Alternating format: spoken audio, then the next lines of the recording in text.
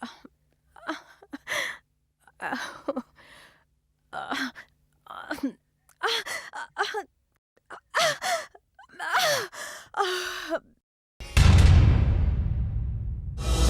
हनुमान,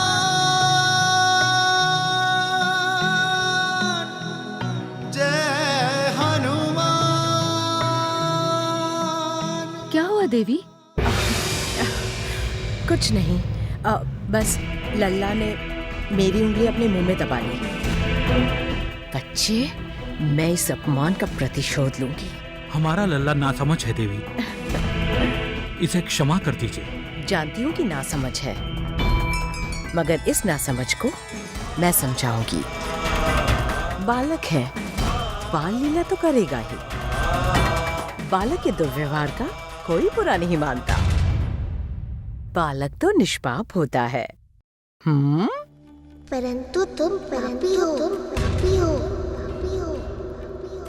पाप करने के उद्देश्य से ही तो आई हो ना।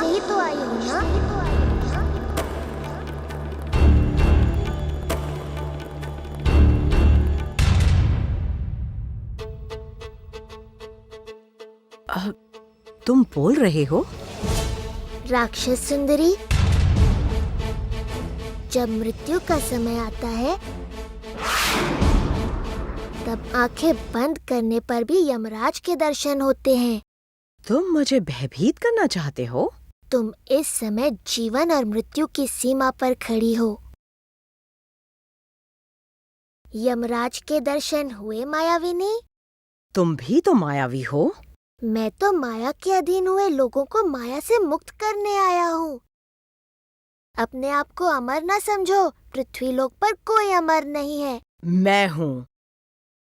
इसका पता सबको तब लगेगा जब मैं तुम्हारा विनाश करूंगी। तुम्हें सावधान करना मेरा कर्तव्य था। तुम्हें मृत्यु देना मेरा कर्तव्य है, जो मैं निभाऊंगी।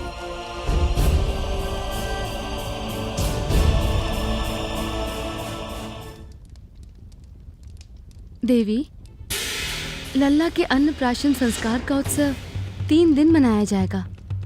आपसे प्रार्थना है, उत्सव की समाप्ति पर हमें आपके आतिथ्य का अवसर प्रदान करें। अवश्य वानर रानी, अवश्य। अगर आप ना भी कहती, तब भी मैं उत्सव की समाप्ति से पहले यहाँ से नहीं जाने वाली थी। है ना लल्ला? क्योंकि उत्सव मैं ही समाप्त करने वाली हूँ। है ना लल्ला? तेरी मृत्यु होगी तो उत्सव अपने आप समाप्त हो जाएगा।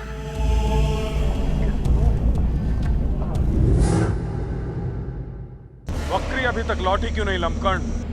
महाराज वो लौटेगी भी नहीं। अर्थात महाराज, इसके कहने का मतलब है कि आपने बकरी को जिस कार्य से भेजा है उसे अधूरा छोड़कर कैसे आ सकती है? उसे पूरा करके ही लौटेगी महाराज। तुम सत्य कह रहे हो लमकण। वहाँ उत्सव है, उत्सव में भीड़ होगी। भीड़ में से बच्चे को उठा पाना सहज नहीं होगा, परंतु बकरी अपना कार्य करके लौटेगी, ये मुझे विश्वास है। राक्षसों का दमन करने के लिए जिसने जन्म लिया है, बकरी उसका दमन करेगी, मुझे पूरा विश्वास है।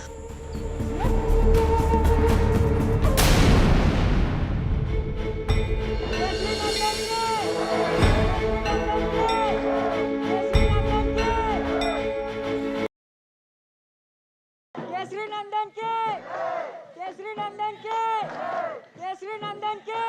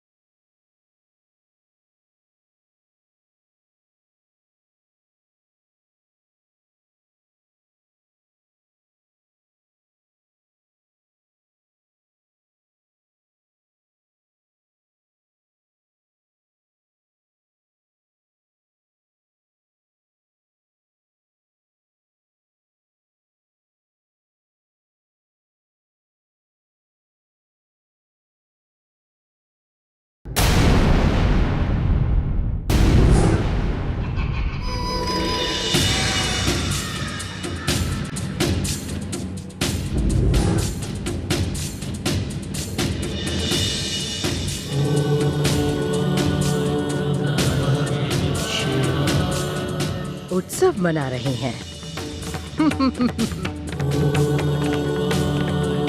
किसी को भी मृत्यु की आहट नहीं लग रही। किसी ने भी मुझ मृत्यु सुंदरी को नहीं पहचाना है।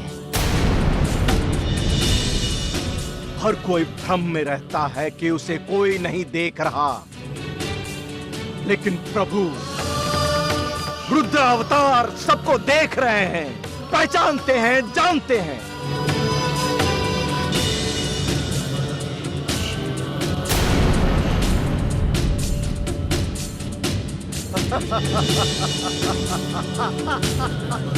प्रभु तुम्हारी लीला परंपार है।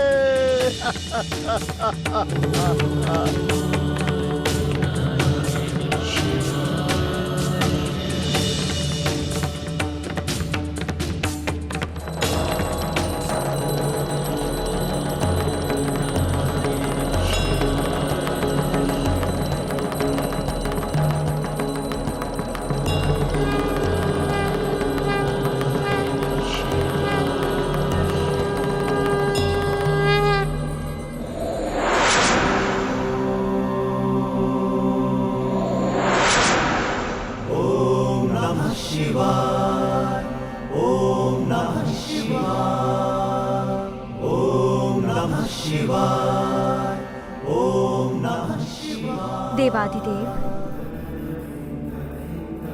आपका ये अवतार मनोहारी है। प्रणाम भोलेनाथ। प्रणाम मैया। केसरी नंदन, तुम्हारा कल्याण हो और तुम्हारे द्वारा पृथ्वी वासियों का भी कल्याण हो। इस समय आप कहाँ हैं केसरी नंदन? आदिदेव और आदि माता के पास आया हूँ नंदीश्वर। केसरी नंदन, आपका अवतार किस लिए हुआ है? दुर्जन और दुराचारियों का दमन करने के लिए महादेव।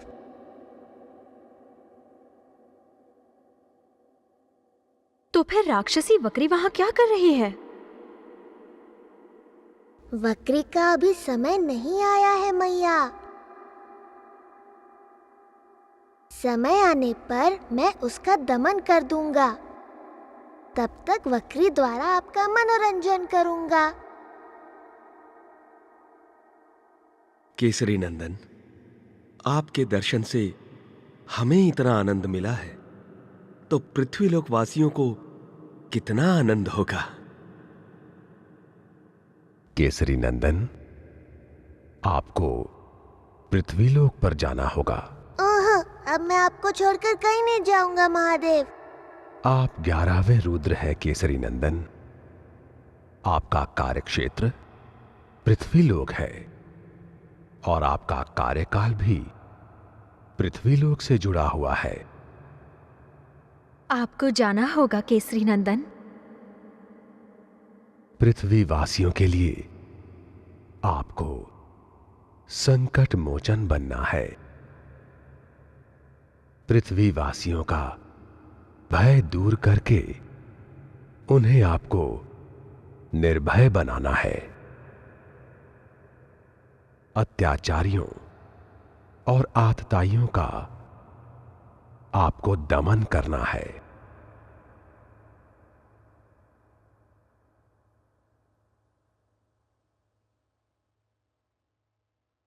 आपका कार्य वक्री से प्रारंभ होने वाला है केसरी नंदन।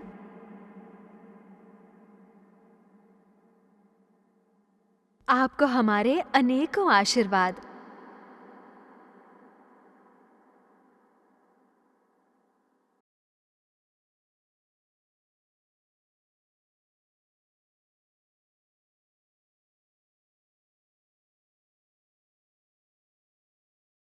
हे प्रभु, हमारे नाती पर अपनी कृपा सदा बनाए रखना।